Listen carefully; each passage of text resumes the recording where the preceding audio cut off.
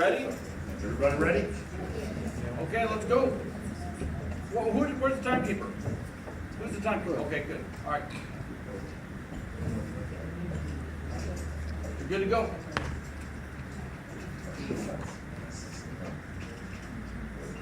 This is group 2. We are drug trafficking organization. According to UNODC in 2016, Ghana was ranked third behind Nigeria and South Africa as a destination point for narcotic drugs. Yes. Yeah, let's do the microphone. Is that working? It's working. Let's do the microphone. Yeah, that's a good idea. Drugs coming from South America through Africa, and then we send it to Europe. We have drugs like cocaine, heroin, and methamphetamine.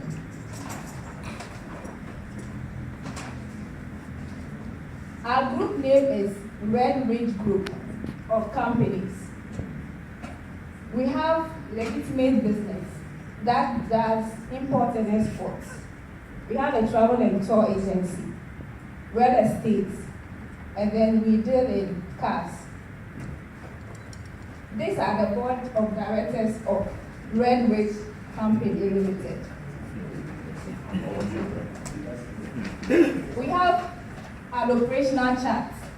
This is how the drug flows from South America through to Africa, and then we send it to Europe.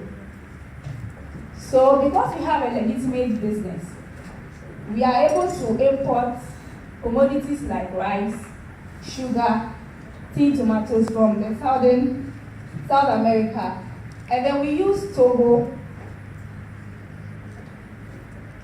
We take advantage of Togo ports because they have a free port. And then because of the free port, most of their security, they have lapses.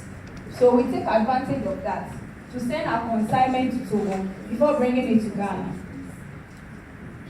When the consignment goes to Togo, we are able to use the unapproved routes on the land borders. We use the local fishermen also to bring the goods to Ghana through the sea, by the sea. We are able to bring some of the commodities or do the import directly into Ghana.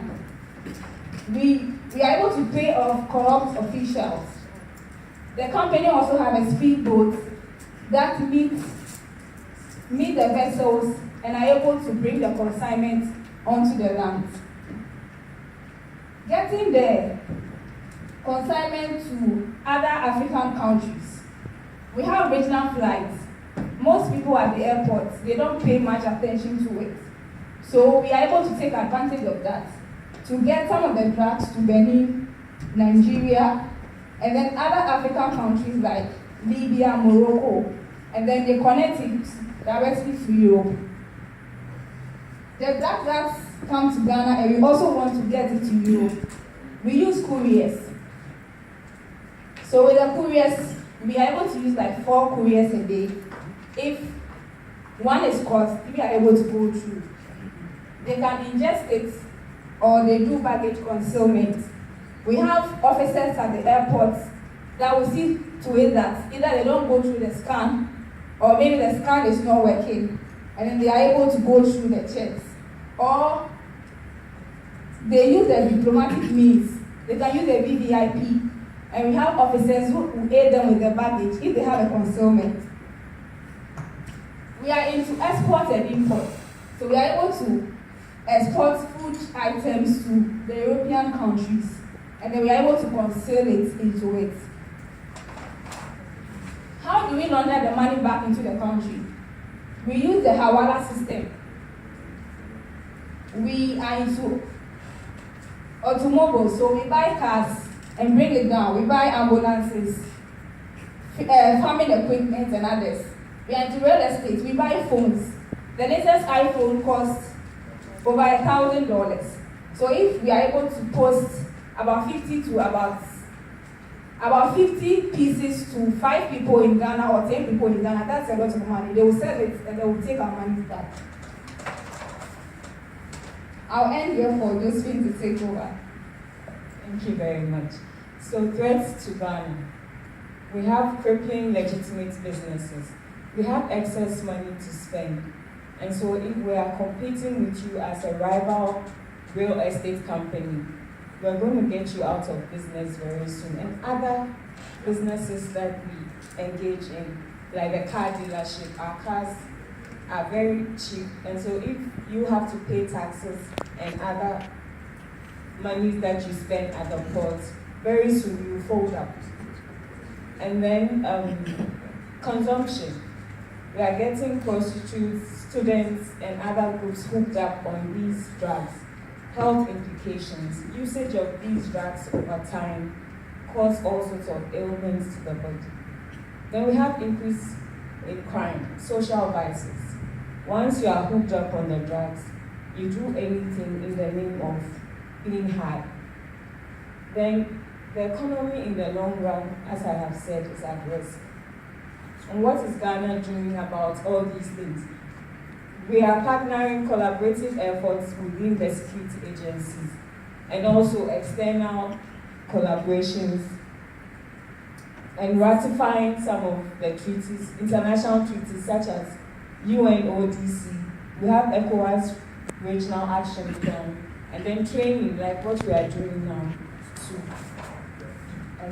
So preventing, how to catch ourselves.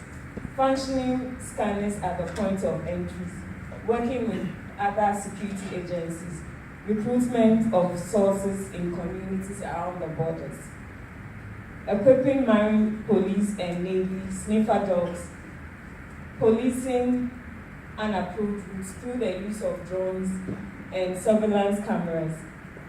And then the regional flights, like she mentioned, we don't pay much attention to it, but we should from now on. So our PIR, effects of drug trafficking to Ghana, and then our SIR, who is involved, what, when, why, where. We need to answer all these questions. And the indicators, anytime our borders are porous, we are not free from drug trafficking. Then free movement of goods, and services. And then collaborative efforts with our neighboring countries, very important because it is not limited to Ghana alone. It is a West African problem. Thank you.